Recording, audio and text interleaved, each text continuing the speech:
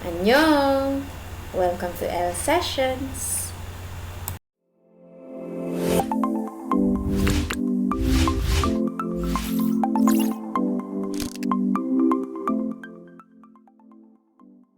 In this video, we're going to look at how to apply number formatting. Number formats let us know how numbers slightly different in a spreadsheet. When we click in a cell and just type in a number, Excel assumes we want to use a general number format. This basically means no number format has been applied. However, that's not always the best look.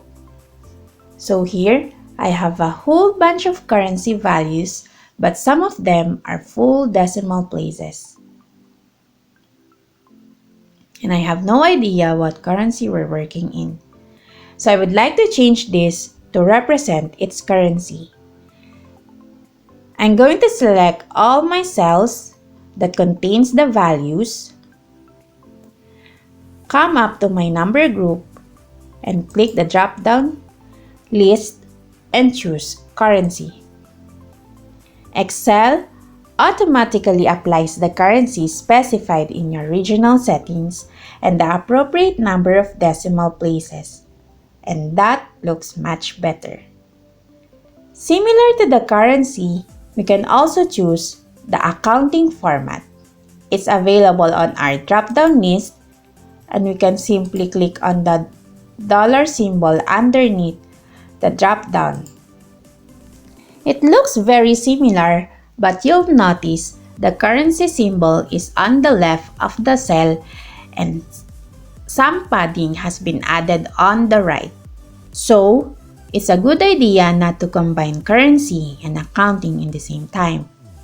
Coming back to the dollar sign, there's a little drop-down arrow here, and if you click on that, you actually have the option to choose different currencies as well.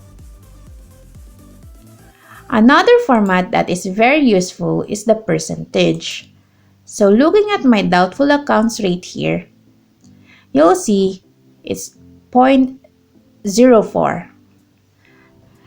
But I could come up here and choose percentage. And now, it raises to 4%. If when you're typing in the value you know you want to percentage, you can also type it directly. So, for example, I type here 10% and press enter. Excel realized that I actually want is a percentage symbol and it has applied the percentage format. If I were to change this back to general, so let's see. It's 0.1.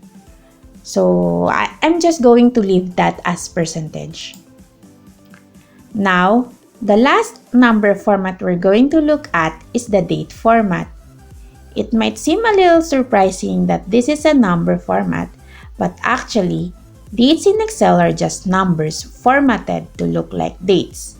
So for example, if I click in the cell and type 1 and press enter and come back and convert that to a short date,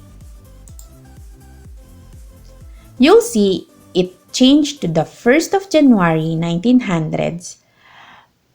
So dates in Excel are just the number of days since the 1st of January 1900 formatted to look like a date.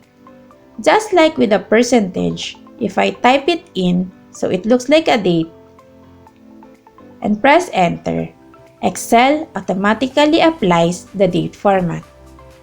It is important to choose a date format that Excel recognizes.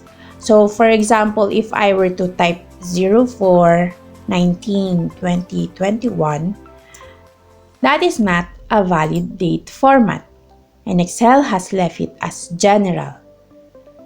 This will cause problems as I will not be able to do calculations with those dates.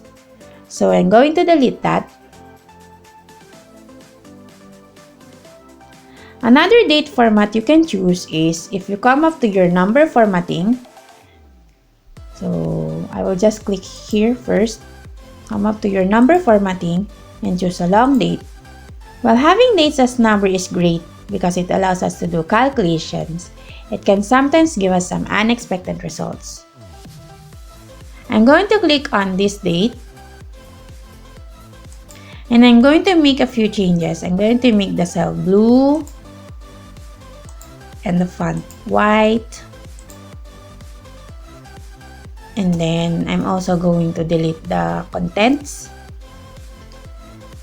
Now, not surprisingly, Excel has left the formatting there and also the number formatting. What that means is, if I come into the cell sometime later and type 35 and click enter, see, I still get a date. That can be a little alarming, but all it means is that cell was already formatted as a date and all you need to do is come back, click on it, and change it to general. Problem solved.